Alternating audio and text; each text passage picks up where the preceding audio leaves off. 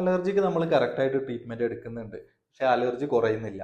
ഇത്തരത്തിലുള്ള ആളുകൾ നിർബന്ധമായിട്ടും ടെസ്റ്റ് ചെയ്തിരിക്കേണ്ടതാണ് വൈറ്റമിൻ ഡി എന്ന് പറയുന്നത്. വൈറ്റമിൻ ഡി എന്ന് പറയുന്നത് സാധാരണ ഒരു വൈറ്റമിൻ മാത്രമല്ല, നമ്മുടെ ശരീരത്തിന്റെ പല പ്രതികരണ ശേഷിയെയും അതുപോലെ തന്നെ ഇമ്മ്യൂൺ സിസ്റ്റത്തിനെയും ഇൻഫ്ലമേഷനെയും ഒക്കെ ബാധിക്കുന്ന തരത്തിലുള്ള വൈറ്റമിൻ ആണ്.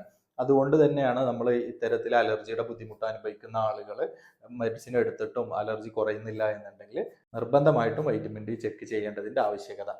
ആ വൈറ്റമിൻ ഡി കുറവുള്ള ആളുകളിൽ ഈ ഇമ്മ്യൂൺ റെസ്പോൺസ് അധികമാവാനും അതുപോലെ തന്നെ അവരുടെ എയർവേയിലോ അല്ലെങ്കിൽ മൂക്കിലോ കണ്ണിലോ ഒക്കെ നീർക്കെട്ട് വരാനും അത് അലർജിയുടെ ലക്ഷണങ്ങൾ കൂട്ടാനും ഒക്കെ കാരണമാവാറുണ്ട്. ഇത്തരത്തിൽ ലോങ് ടേം ആയിട്ട് അലർജിയുടെ ബുദ്ധിമുട്ടുകൾ അനുഭവിക്കുന്നുണ്ടെങ്കിൽ അവർ നിർബന്ധമായിട്ടും വൈറ്റമിൻ ഡി ചെക്ക് ചെയ്യേണ്ടതായിട്ടുണ്ട്. ഈ വൈറ്റമിൻ ഡി ചെക്ക് ചെയ്യുക, അത് കുറവുണ്ടെങ്കിൽ അതിന് വേണ്ട സപ്ലിമെന്റ് ഒരു ഡോക്ടറുടെ നിർദ്ദേശത്തോടു കൂടി എടുക്കുകയും ചെയ്യാം.